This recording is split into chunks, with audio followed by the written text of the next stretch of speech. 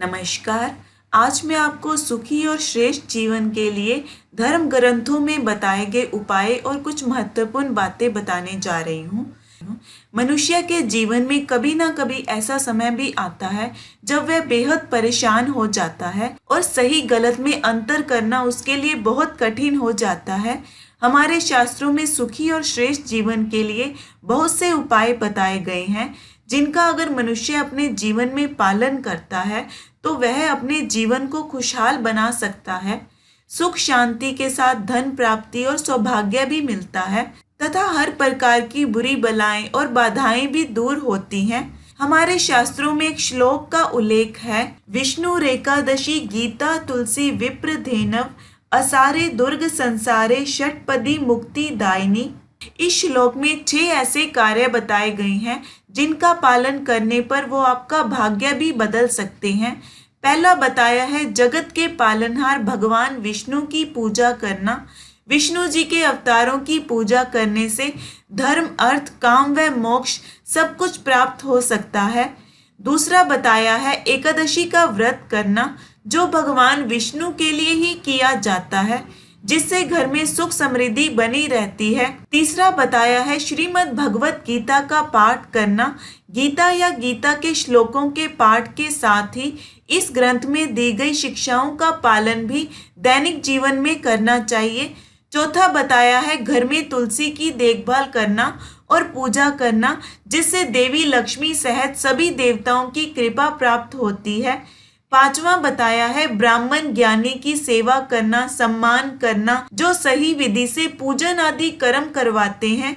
दुखों को दूर करने और सुखी जीवन प्राप्त करने के उपाय बताते हैं। छठा बताया है गौ माता की सेवा करना, जिससे व्यक्ति को सभी देवी देवताओं की कृपा प्राप्त होती है। अब मैं आपको देवी भागवत के एक श्लोक के बारे में बताती हूँ, जिसमें देवी दुर्गा ने बताया है कि किन गुणों और कामों से जीवन में सुख शांति आती है।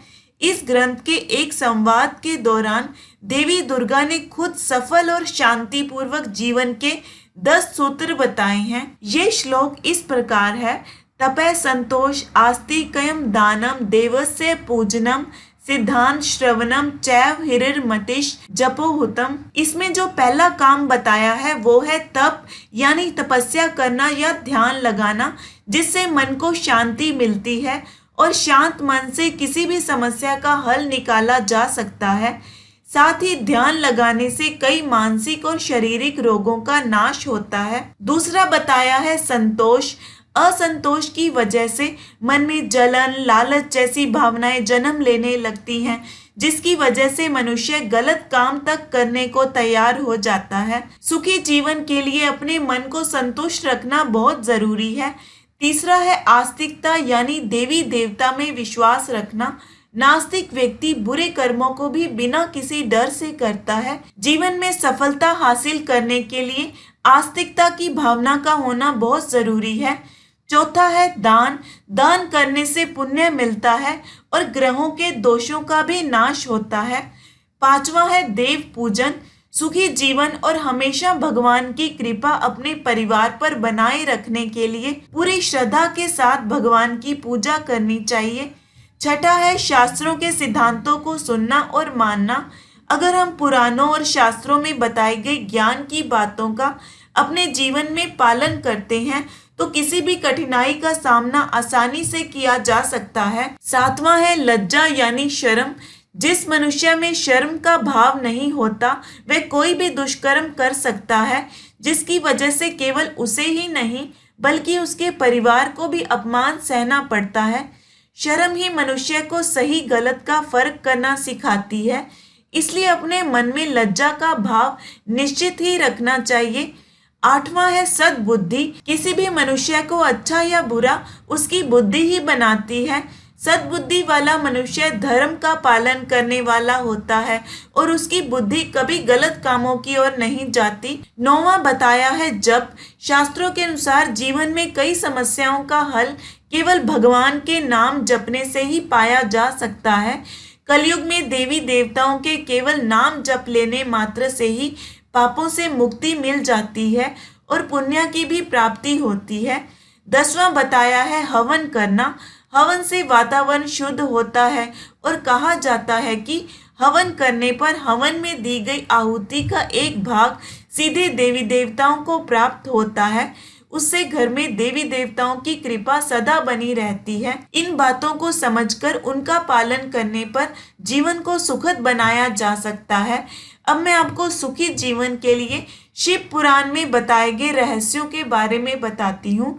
शिव पुराण में भगवान शिव ने देवी पार्वती को जीवन के 5 रहस्य बताए हैं, जिन्हें जानकर मनुष्य अपने जीवन को सरल बना सकता है। ये 5 रहस्य कोई आम रहस्य नहीं है, इन्हें खुद भगवान शिव ने कहा है। पहला है, सत्य ही सबसे बड़ा धर्म है। शिव कहते हैं कि सबसे बड़ा अधर्म झूठ बोलना है या झूठ का साथ देना है। ये मनुष्य की बर्बादी का कारण बनता है, इसलिए मनुष्य को अपना काम सच्चाई से करना चाहिए। दूसरा है, मनुष्य को अपने कर्म खुद देखना। कई लोगों के मन में गलत काम करते समय यही आता है कि उन्हें कोई देख नहीं रहा, इसी वजह से कोई भी गलत काम कर लेते हैं। पर मनुष्य को अपने कर्मों को खुद ही भोगना है, इसलिए कोई गलत काम करने से पहले एक बार सोच जरूर लें कि ये काम सही है या गलत। तीसरा है, किसी के प्रति गलत भावना ना रखें। भगवान शिव के अनुसार मनुष्य जैसा कर्म करेगा उसे वैसा ही फल भोगना पड़ेगा। कोई ऐसा काम ना करें या कोई बात ना बोले जिससे दूसरों को परेशानी हो या ठेस पहुंचे। चौथा है, मनुष्य को किसी चीज से बहुत ज्यादा लगाव नहीं रखना चाहिए, क्योंकि ये मोह लगाव ही मनुष्य की असफलता का कारण बनता है। पांचवा है, भगवान शिव कहते हैं कि इच्छा ही सबसे बड़े दुख का कारण है। मनुष्य को अपने मन पर वश होना चाहिए, साथ ही आवश्यकता और इच्छाओं में अंतर समझे और इच्छाओं को त्याग करने से मन को शांति मिलती है। महाभारत में विदुर ने सुखी व्यक्ति की पहचान के बारे में 5 बातें बताई हैं। अब मैं आपको उनके बारे में बताती हूँ। महाभारत के किरदार में कोई ऐसा शख्स था जिसने कभी कोई गलत काम नहीं किया था और सबका भला ही चाहा था। वो थे विदुर, भीष्म पितामह के छोटे भाई और कौरव पांडवों के काका विदुर। हस्तिनापुर के प्रधानमंत्री थे और राजा धृतराष्ट्र के सलाहकार थे। उन्होंने सुखी व्यक्ति की पहचान के बारे में ये 5 चीजें बताई हैं। पहला बताया है, सुखी मनुष्य की सबसे बड़ी पहचान ये है कि वो कर्ज से मुक्त हो। वही व्यक्ति सुखी है जो किसी से कर्ज लेकर अपनी जरूरत पूरी ना करता हो और अपना कमाया हुआ धन बचाता है। बिना धन के मनुष्य को ना सम्मान मिलता है और ना यश। बुढ़ापे में जमा किया हुआ धन ही सबसे बड़ा सहारा होता है। दूसरा बताया है कि जो व्यक्ति लाख धन कमा ले लेकिन उसका स्वास्थ्य गड़बड़ रहता हो तो ऐसा व्यक्ति सुखी नहीं रह सकता। जो हमेशा मानसिक या शारीरिक रूप से परेशान हो वो सुख का भोगी नहीं बन पाता।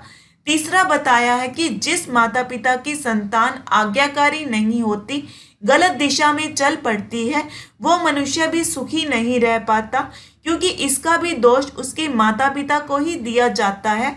जैसे महाभारत में दुर्योधन बचपन में ही जब गलती करता था या अपने माता पिता का कहना नहीं मानता था, तो इसमें कहीं ना कहीं धृतराष्ट्र और गंधारी की ही गलती थी। चौथा उन्होंने बताया है कि जिस मनुष्य को सही पत्नी मिल जाती है उसका जीवन सार्थक हो जाता है, क्योंकि वो आपके दुख सुख की साथी होती है। पांचवा उन्होंने बताया है कि जिस व्यक्ति के पास सही ज्ञान होता है वो जीवन में सबसे सुखी होता है। ज्ञान के अभाव में मनुष्य जानवर से भी खराब हो जाता है। अगर आपको ज्ञान है तो कहाँ कैसा व्यवहार करना है, समाज में कैसे रहना है, कैसे धन आएगा, कैसे सम्मान पाएंगे, ये सारी बातें जान लेंगे। जो व्यक्ति ज्ञान रखता है वो जीवन में सब कुछ पा लेता है। अब मैं आपको सुखी जीवन के ऊपर एक कहानी सुनाती हूँ। एक बार यूनान के मशहूर दार्शनिक सुकरात भ्रमण करते हुए एक नगर में गए। वहां उनकी मुलाकात एक वृद्ध सज्जन से हुई। दोनों आपस में काफी घुल मिल गए। वृद्ध सज्जन आग्रह पूर्वक सुकरात को अपने निवास पर ले गए। भरा पूरा परिवार था उनका। घर में बहू बेटे पोत्र पोतियां सभी थे। सुकरात ने बुजुर्ग से पूछा, आपके घर में तो सुख समृद्धि का वास है, वैसे अब आप करते क्या हैं? इस पर वृद्ध ने कहा, अब मुझे कुछ नहीं करना पड़ता, ईश्वर की दया से हमारा अच्छा कारोबार है जिसकी सारी जिम्मेदारियां अब बेटों को सौंप दी है। घर की व्यवस्था हमारी बहुएं संभालती हैं। इसी तरह जीवन चल रहा है। यह सुनकर सुकरात बोले, किंतु इस वृद्ध अवस्था में भी आपको कुछ तो करना ही पड़ता होगा। आप बताइए कि बुढ़ापे में आपके इस सुखी जीवन का रहस्य क्या है। वह वृद्ध सज्जन मुस्कुराए और बोले, मैंने अपने जीवन के इस मोड़ पर एक ही नीति को अपनाया है कि दूसरों से ज्यादा अपेक्षाएं मत पालो और जो मिले उसमें संतुष्ट रहो। मैं और मेरी पत्नी अपने पारिवारिक उत्तरदायित्व अपने बेटे बहुओं को सौंपकर निश्चिंत हैं। अब वे जो कहते हैं वह मैं कर देता हूँ और जो कुछ भी खिलाते हैं खा लेता हूँ। अपने पोत्र पोतियों के साथ हंसता खेलता हूँ। मेरे बच्चे जब कुछ भूल करते हैं तब भी मैं चुप रहता हूँ। मैं उनके किसी कार्य में बाधक नहीं बनता। पर जब कभी वे मेरे पास सलाह मशवरे के लिए आते हैं तो मैं अपने जीवन के सारे अनुभवों को उनके सामने रखते हुए उनके द्वारा की गई भूल से उत्पन्न दुष्परिणामों की ओर सचेत कर देता हूँ। वो मेरी सलाह पर कितना अमल करते हैं या नहीं करते, यह देखना और अपना मन व्यथित करना मेरा काम नहीं है। वे मेरे निर्देशों पर ही चलें, ये मेरा आग्रह नहीं होता। परामर्श देने के बाद भी यदि वे भूल करते हैं तो मैं चिंतित नहीं होता। उस पर भी यदि वे मेरे पास पुनः आते हैं तो मैं पुनः नेक सलाह देकर उन्हें विदा करता हूँ। बुजुर्ग सज्जन की यह बात सुनकर सुकरात बहुत प्रसन्न हुए। उन्होंने कहा, इस आयु में जीवन कैसे जिया जाए यह आपने बखूबी समझ लिया है।